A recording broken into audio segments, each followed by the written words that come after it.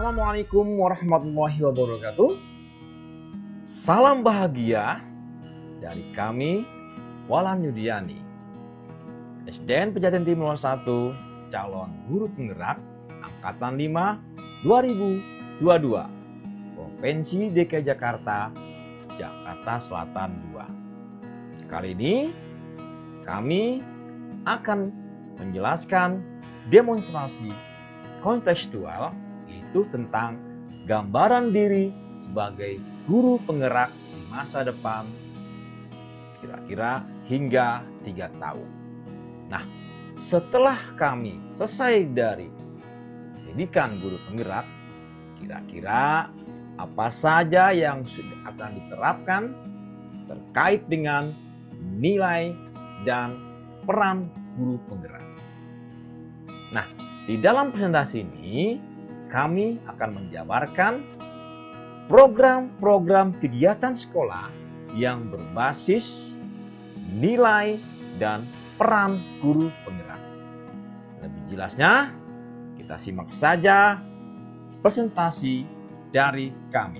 Yang pertama, kami akan mengenalkan kompetensi guru penggerak.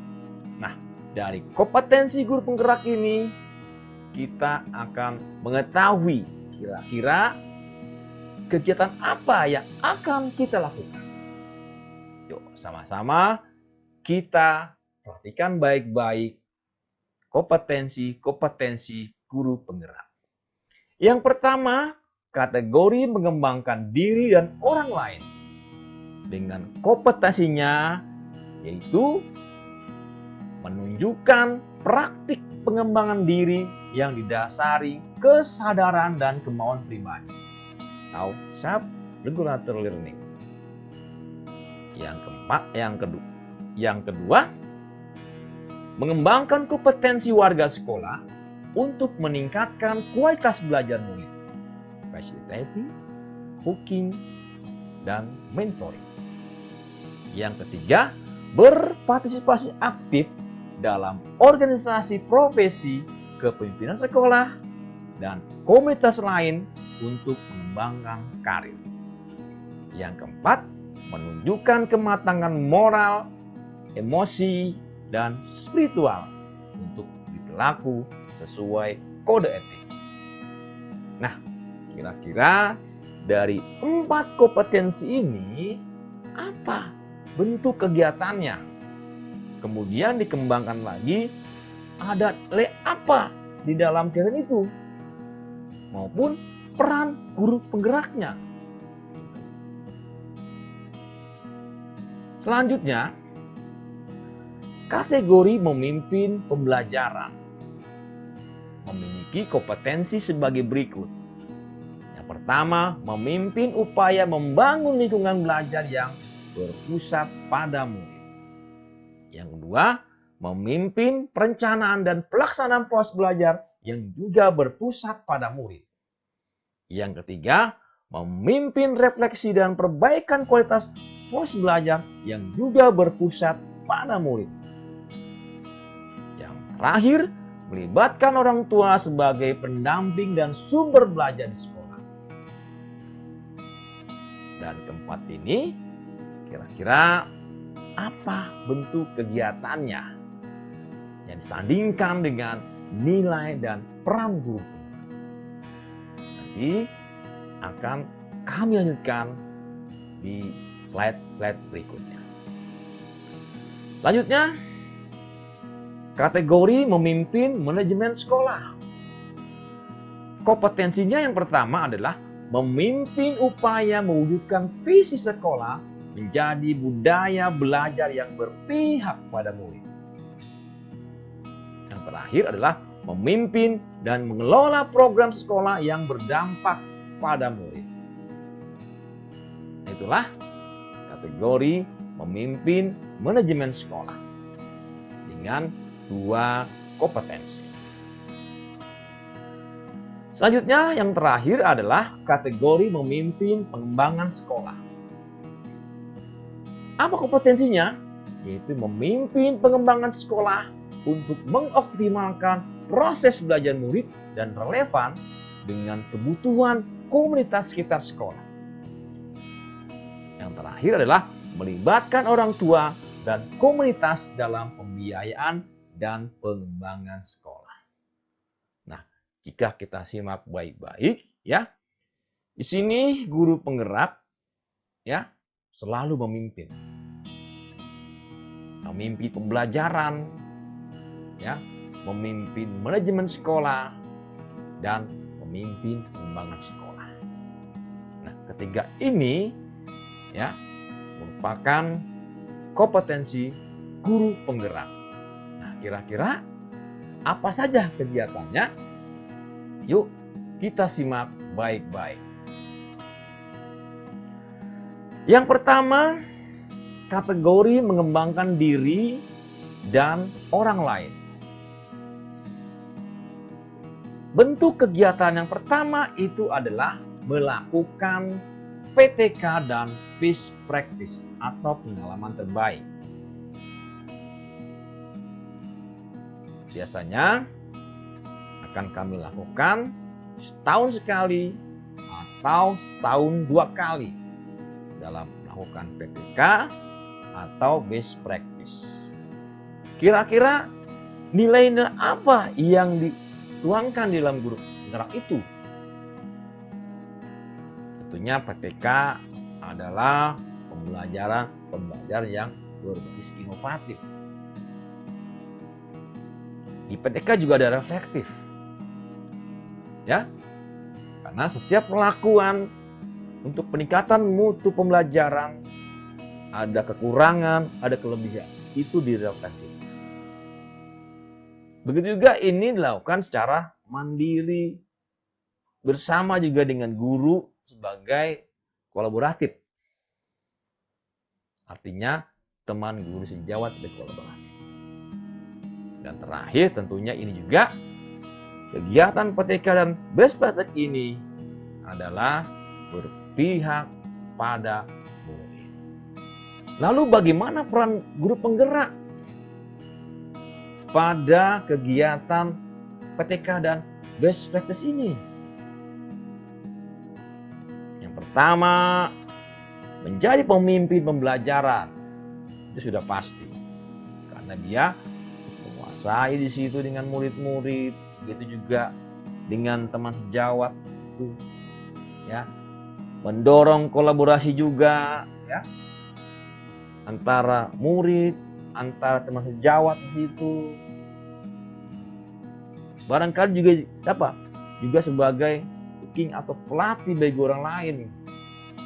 Mungkin dia akan bertanya bagaimana cara membuat PTK atau mungkin bagaimana cara membuat best practice yang terbaik. Dan ini juga sebagai ide untuk menggerakkan sebuah komunitas. Itulah peran GP dan nilai GP. Yang kedua adalah KKG, kelompok kerja guru. Ya, yang ini akan dilakukan setiap 3 bulan sekali.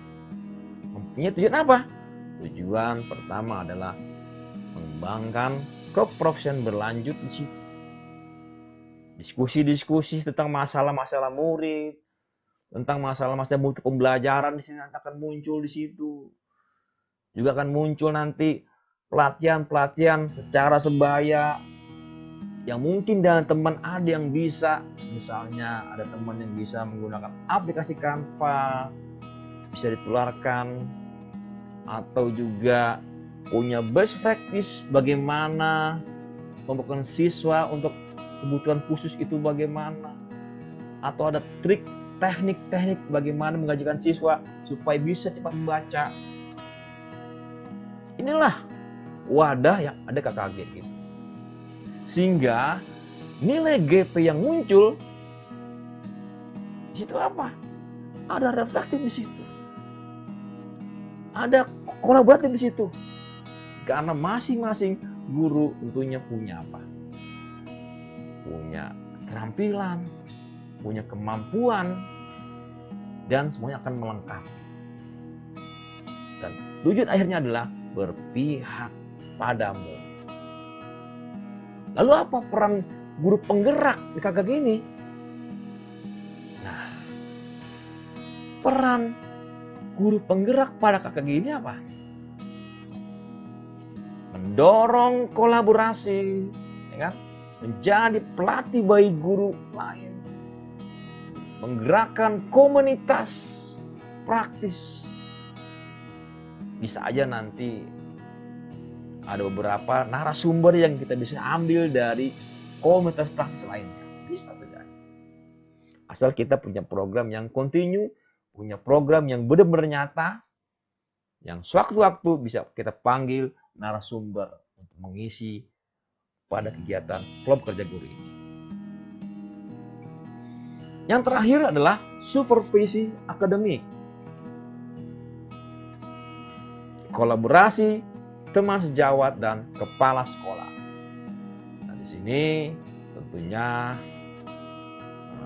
teman sejawat juga memberikan supervisi secara akademis, akan berbagi reflektif di situ, ya, tentang kebaikan, tentang kekurangan, bagaimana cara mengajar yang baik, bagaimana meningkatkan mutu pembelajaran di situ, akan kolaborasi.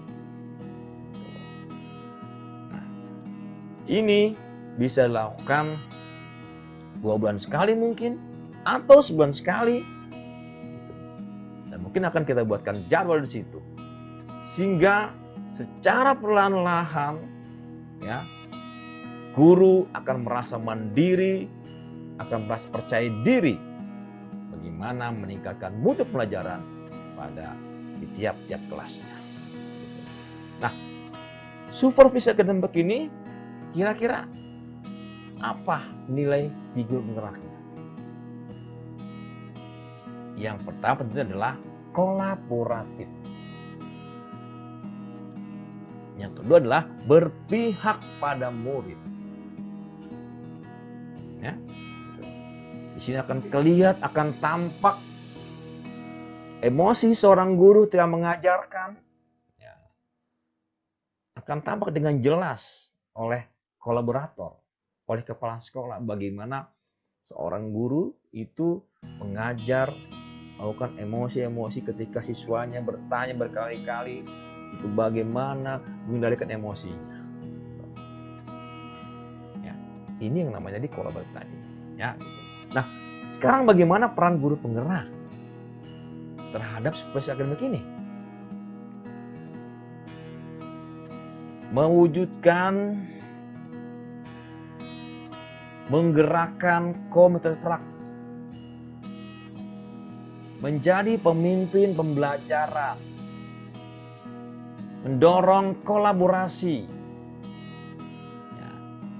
Bisa jadi kita juga bisa menggerakkan komunitas praktis. Kita panggil teman kita yang sebagai sumber untuk bisa berdiskusi. Nah, itulah kategori mengembangkan diri dan orang lain. Dengan bentuk kita adalah 3 kegiatan ini. Selanjutnya, kompetensi guru penggerak memimpin pembelajaran. Nah, kira-kira apa bentuk kegiatannya? Yang pertama adalah pembelajaran berbasis proyek. Ini akan kami lakukan, ya, 1 tahun 2 kali atau 1 semester 2 kali. Jadi kalau misalnya setahun 4 kali. Apa yang dicapai dengan nilai guru penggerak itu? Tentunya inovatif, ya, selektif, mandiri, ya kan, kolaboratif. Kenapa? Di situ, ya, perlu penjelasan dengan murid bagaimana cara pembelajaran berbasis proyek itu. Dan juga ini tentunya berpihak pada murid. Lalu bagaimana dengan peran GP pada PBP ini? Proyek berbasis proyek ini? Peran GP ini yaitu mewujudkan kepemimpinan murid. Di sana murid akan berdiskusi secara kelompok, dipimpin oleh pemimpinnya, bagaimana menyelesaikan sebuah proyek dalam jangka waktu tertentu. Disusun cara-caranya, disusun desain apa yang diperbuat, langkah-langkahnya. Dia coba lagi proyek itu, kalau gagal dicoba lagi sampai menghasilkan sebuah karya. Di sini akan terlihat bagaimana guru penggerak mewujudkan kepemimpinan praktik. Yang kedua adalah KKG. Tadi sudah jelaskan apa nilai guru penggerak dalam ukuran GP. Yang ketiga adalah Quality Control Circle. Apa ini QCC ini? QCC ini adalah beberapa kelompok-kelompok yang membentuk sebuah lingkaran mutu.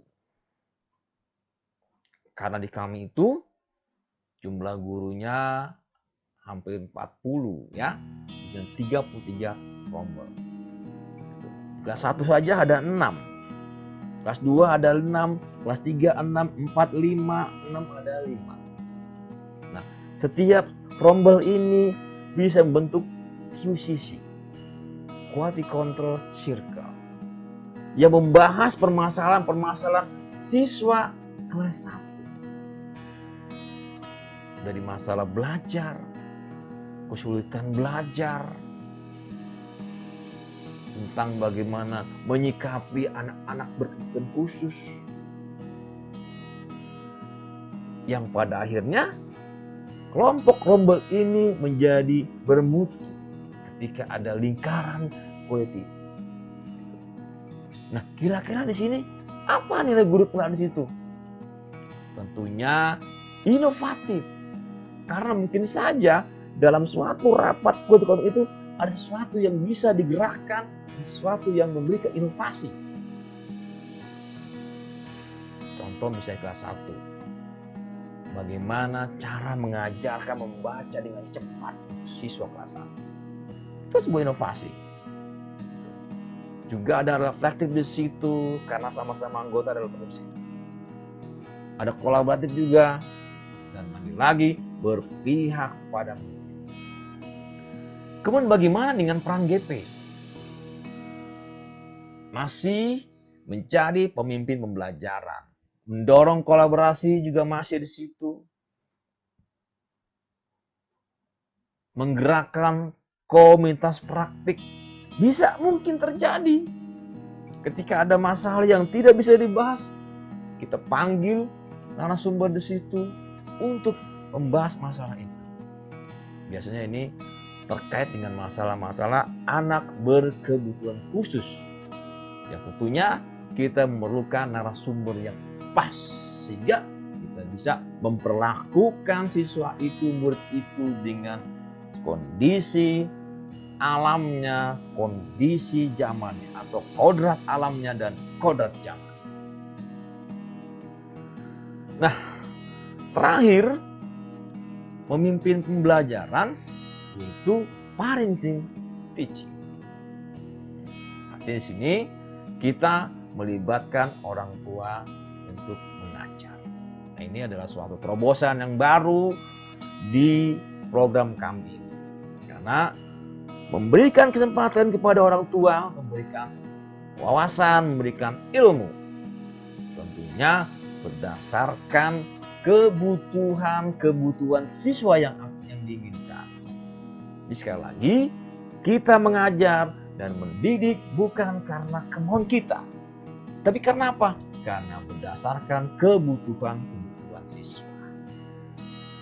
Apa yang dibutuhkan siswa, sekolah sudah menyediakan, atau bahkan juga ada orang tua yang sebagai narasumber, atau ada orang tua sebagai narasumber yang pas dengan materi itu, juga bisa kita tampilkan di situ. Nah, apa nilai guru di sini ketika orang tua membantu kita untuk mengajar, menambahkan wawasan? Apa nilainya? Ya, betul, kolaboratif. Sekali lagi, berpihak pada murid, karena murid membutuhkan materi ini. Orang tua memberikannya. Lalu bagaimana peran guru penggerak? Sini juga peran guru penggerak mendorong kolaborasi antara orang tua dengan guru. Nah, itulah kompetensi guru penggerak kategori memimpin pembelajaran dengan 4 bentuk kegiatan. Nah, parenting teaching ini bisa saja 6 bulan 2 kali atau 6 bulan 1 kali. Yang terpenting kita di situ ada kolaborasi. Artinya orang tua pun ikut juga membentuk anaknya untuk belajar mandiri, belajar merdeka. Selanjutnya, kategori memimpin manajemen sekolah. Kira-kira apa bentuknya? Yang pertama adalah rapat kerja. Rapat kerja ini akan kita lakukan dalam 1 tahun 1 kali. Apa yang kita bahas sekali lagi adalah kegiatan-kegiatan yang berpihak pada murid. Semuanya tentang murid. Setelah dibuat kesepakatan, dibuat hasil, lalu dibuat apa? Dibuat suatu program untuk disosialisasi kepada orang tua. Ini loh yang namanya visi misi dari sekolah kamu. Bagaimana menerapkan visi dan misi, menerjemahkan visi misi melalui kegiatan sekolah. Sehingga para orang tua mengetahui bahwa sekolah ini benar-benar ada visi dan misi. Nah, rapat kerja dan sosialisasi ini apa yang terkandung di dalam nilai-nilai guru? Ya betul, di situ ada nilai guru penggerak tentang kolaboratif. Ada juga reflektif di situ. Tentunya ada kegiatan-kegiatan setelah diberikan lalu direfleksikan. Rapat kerja sekali lagi berpihak padamu. Lalu peran GP gimana ketika di rapat kerja dan sosialisasinya itu? Ada di mana dia peran GP di situ? Ya, mendorong kolaborasi, tentunya itu ada di situ, ya kan? Menggerakkan komunitas praktis untuk menghasilkan sebuah karya di situ di rapat kerja, sebuah hasil, ya, sebuah program yang berpihak pada murid di situ. Tentunya kita butuh para praktis-praktis, ya, untuk melakukan sebuah kegiatan yang menarik di rapat kerja. Nah, itulah nilai guru penggerak dan peran guru penggerak dalam rapat kerja dan sosialisasi. Yang kedua adalah membuat program tahunan, program semester, dan penilaian berpihak pada murid. Nah, ini di awal pembelajaran, di awal tahun ajaran, kita sudah membuat kota, prosen, dan penilaian berpihak pada murid. Dan ini bisa disampaikan ke forum. Ini loh program kami. Ini loh kemudian kami yang berpihak pada murid. Nah, kira-kira apa nilai guru penggerak pada pembuatan program ini? Tentunya inovatif. Reflektif tentunya juga bisa di situ. Ada tugas mandiri di situ. Ya. Ada kolaboratif ketika akan memutuskan sebuah kegiatan, perlu kolaboratif. Ya. Lalu bagaimana peran guru penggerak di situ? Menjadi pemimpin pembelajaran di situ. Ya. Mengatur strategi, ya. mengatur pendekatan-pendekatan yang akan mungkin ketika akan diberikan pembelajaran pada murid. Nah, yang terakhir adalah kategori pemimpin pengembangan sekolah. Yang pertama, pembuatan EDS. Apa itu EDS? EDS adalah evaluasi diri sekolah. Jadi sekolah mengevaluasi dirinya. Apakah kelemahan-kelemahan ada di situ atau ada kelebihan-kelebihan di situ. Nah, di EDS ini tentunya berbasis mutu lulusan. Apakah yang sudah kita ajarkan ini memberikan mutu lulusan yang baik? Tentunya dari hasil lulusan ya. Berapa yang serap di SD berdasarkan prestasi. Berapa yang terserap di SD berdasarkan prestasi non akademik. Yang tadi adalah akademik, yang tidak non akademik. Itu mutu lulusannya. Yang kedua juga berbasis proses pembelajarannya. Apakah sudah baik proses pembelajarannya di situ? Sesuai dengan konsep Merdeka Belajar di situ? Ini juga terkait dengan evaluasi diri siswa. Evaluasi diri ini juga terkait dengan evaluasi. Ini juga terkait dengan evaluasi diri sekolah. Mutu guru juga termasuk dalam kajian di evaluasi di sekolah ini. Berapa yang S1, berapa yang sesuai dengan jurusannya, dengan programnya gitu loh. Kalau misalnya PGSD berarti harus linear dengan PGSD ijazah. Begitupun sertifikasinya juga harus linear. Sehingga apa? Sehingga memberikan gambaran ya, profil sekolah untuk mutu guru. Dan terakhir adalah manajemen sekolah. Bagaimana pengaturan sekolah itu menjadi sekolah yang baik. Jadi sekolah yang bermutu. Ya, ada pengontrolan di situ, ada evaluasi di situ, ada planning di situ. Kita bisa lihat ya, dari laporan, dari program, evaluasi dan tidak lanjut. Apakah itu dilakukan? Itulah fungsi dari pembuatan evaluasi diri sekolah atau EDS. Karena kalau sebelumnya kan menggunakan 8 kompetensi. Ini kita berbasis hanya 4. Mutu lulusan, proses pembelajaran, mutu guru dan manajemen sekolah. Nah, dari pembuat EDS ini kira-kira apa nilai-nilai pada guru penggerak? Reflektif, karena kita akan melihat kelebihan dan kekurangan. Mandiri juga mungkin bisa, karena kita bisa tahu kalau kurang bisa kita kembangkan. Kolaboratif, kita akan mencari data-data itu dari teman sejawat, dari para komunitas praktis di situ juga bisa. Ya. Dan EDS ini juga tentunya semuanya berpihak pada murid.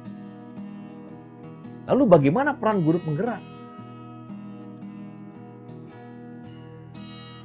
Sini peran guru penggerak pertama adalah dorong kolaborasi, ya, kemudian menggerakkan komunitas praktisi, ya. Inilah peran guru penggerak pada pembuatan EDS. Yang kedua, sosialisasi program sekolah terkait pembiayaan dan pengembangan sekolah. Program setahun kira-kira ada nggak yang perlu biaya? Terutama dalam pengembangan sekolah ini. Itu berapa? Perlu dikonsultasikan dengan orang tua dan komunitas. Sehingga tanggung jawab pendidikan tidak hanya guru, orang tua pun ikut terlibat. Nah, apa yang terdapat di dalam nilai-nilai gotong royong ini. Reflektif, kemudian berpihak pada murid, tentu ya. Apalagi inovatif, juga bisa inovatif ya, karena mungkin pembelajarannya lebih membutuhkan biaya gitu kan. Apa peran GP di sini? Tentunya peran GP di sini apa? Mendorong kolaborasi sehingga orang tua akan peduli dengan pendidikan anaknya. Yang terakhir adalah supervisi akademik, kolaborasi teman sejawat dan teman sekolah ini juga termasuk ya, dalam rangka mengembangkan sekolah. Baiklah, itu saja dari kami. Mudah-mudahan ini bermanfaat bagi kita semua. Salah satu program kegiatan mandiri yang direncanakan selama 3 tahun berdasarkan nilai dan peran guru penggerak. Dari saya, Pan Yudiani, mudah-mudahan bermanfaat. Assalamualaikum warahmatullahi wabarakatuh. Salam bahagia.